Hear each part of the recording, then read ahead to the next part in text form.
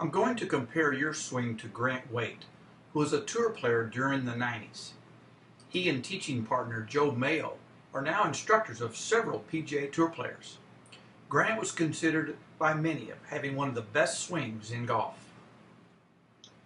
I'm going to begin at impact, which is the most important position.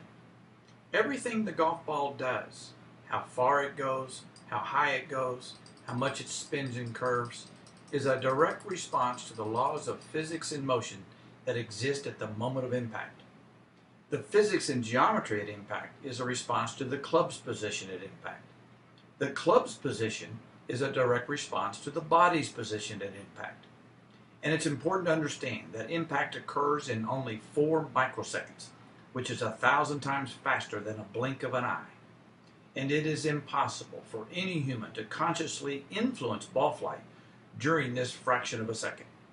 Therefore, every position prior to impact must be shaped and sequenced in such a way to consistently arrive at a fundamentally sound impact position.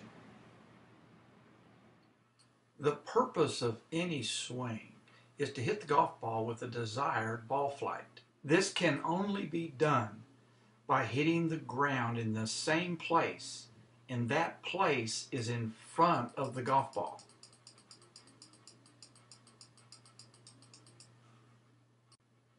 To achieve this, Grant and all the pros have their hands in front of the golf ball when they make contact.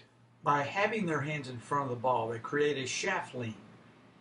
That allows them to hit down into the golf ball and hitting the ball before they hit the ground. This maximizes the transfer of the club speed to the ball so that it maximizes the amount of ball speed coming off the face of the club.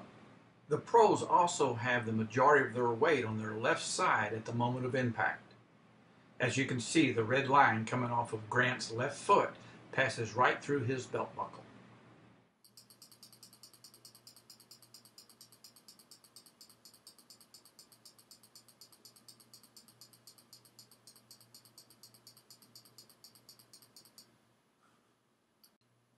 Jordan, here I have you at impact, and you have a pretty good position. You certainly have more weight on your front foot at impact than you do your back foot. Maybe not to the degree that Grant has. His left foot blue line is passing right through his belt buckle, and it's going off your left hip, so it's not, you don't have your center of your body right on top of your left foot, but you certainly have a lot of movement into your left side. So that's not too bad at all. You do have a good extension in your left arm, which is nice. Your upper center is back a little too far. You can see how your head is back towards your back foot, whereas Grant's head is more on top of his front foot.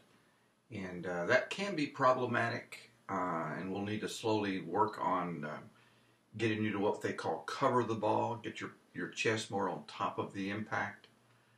There are some drill activities that we can do to help you get that feeling so that you are have a little bit better attack angle down into the golf ball. I'm going to take Grant's swing forward now and look at his extension in his arms as you go. There's the 8th position, and then I'm going to take it all the way up to the 9th position where the right arm is parallel. And in this position, both arms will still be extended. His wrist will be crossed. He's off his back foot.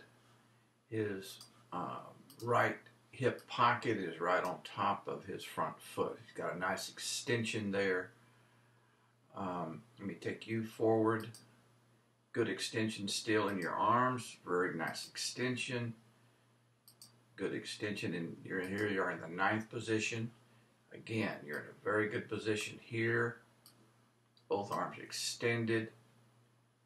Right pocket is moved up. You're off your back foot. Head is down. Very good position. Any slight differences that we're looking at here are more idiosyncrasies and fundamental differences, and so I'm not overly concerned about that. I'm now going to look at the positions prior to impact to see which ones may either help or hinder you arriving at a fundamentally sound impact position. I'm I'm going to frame both of you with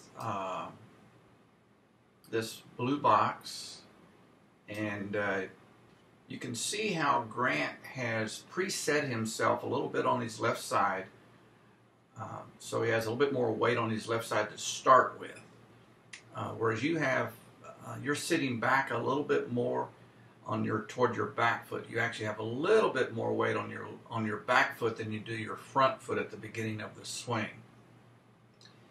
In addition, Grant has his hands slightly in front of the golf ball, which creates a shaft lane. So Grant's kind of in a little mini impact position. He's setting his low point of his swing in front of the ball at the beginning of the swing because he knows he has to have that low point in front of the ball at impact. And so he sets it there at the beginning and keeps it there throughout the swing. You have your shaft angle is actually tilted slightly away from the target. Your low point is behind the golf ball at the beginning of the set at the swing. So we need to adjust your setup so that you have a more consistent chance and opportunity to arrive at a fundamentally sound impact position. I'm now going to take Grant from the 1 position to the 3 position, and this is when the left arm is parallel to the ground in this position. And you'll notice that as he takes the club back, he keeps his left side right on top of that line. He doesn't sway to the right. He has a single axis golf swing where he's rotating around his left side. So he's maintaining that low point in front of the ball throughout the swing. So at the beginning of the swing, he sets his golf circle. He positions the low point of that golf circle in front of the ball, and he never moves that circle. It just stays right there and swings around it. So he doesn't have a complexity of a moving circle that he's got to manage. So when he gets to this position, he's got a nice extension in his left arm. He's flexing his left leg and pressing the ground.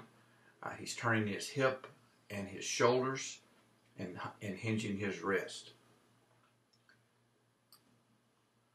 As I set you up and let's take you back, you do a pretty good job. Your head isn't moving, you're not swaying, you're staying on that left side.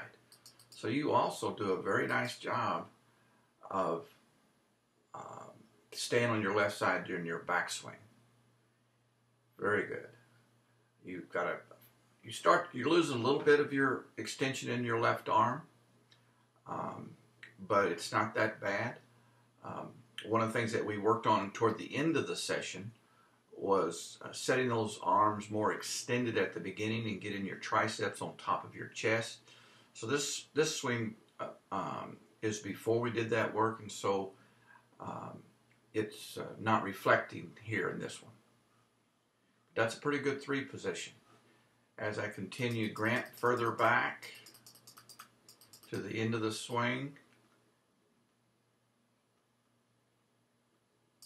So that's the end of his backswing, and you can see him almost falling towards the target, getting ready to drive down and toward the target.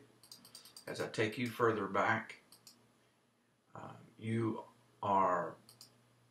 your shoulder turn is not quite as far here, so you're not really coiling as much as Grant has in your upper body. And a lot of that has to do with your lower body action, that you really don't release your hips and turn your hips very much, which would allow you to coil and turn your back more. And that would give you a lot more power with less effort. So most of the club speed that you create is only from the arm action, arm and wrist and hand action, whereas Grant is taking advantage of larger muscle groups to help propel the club into the golf ball. One of the other things I'm noticing in your takeaway from as you go back to the 3 position is you tend to take it back not with a trigger or initiation of the body turning, of the shoulder turning, but you do this little movement right there in your elbows. You can see how those elbows you're almost pulling the club in towards your body right there as you take it back.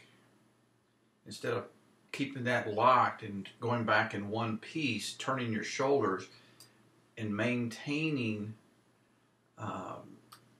this extension as you turn. You lose that extension as you bend your elbows. Both elbows kind of bend and separate themselves just a little bit there in your takeaway. And we need to learn how to take that back with an extended arm and not the pulling it in towards you and letting your elbows flex a little bit.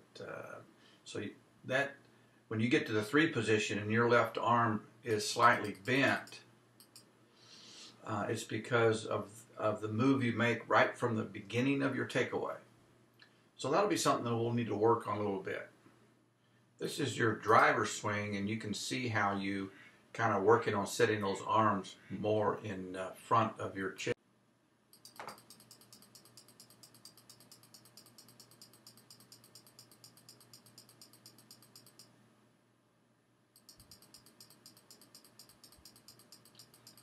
It's a very good golf swing. Okay. This is the target line view of you working on your new arm position.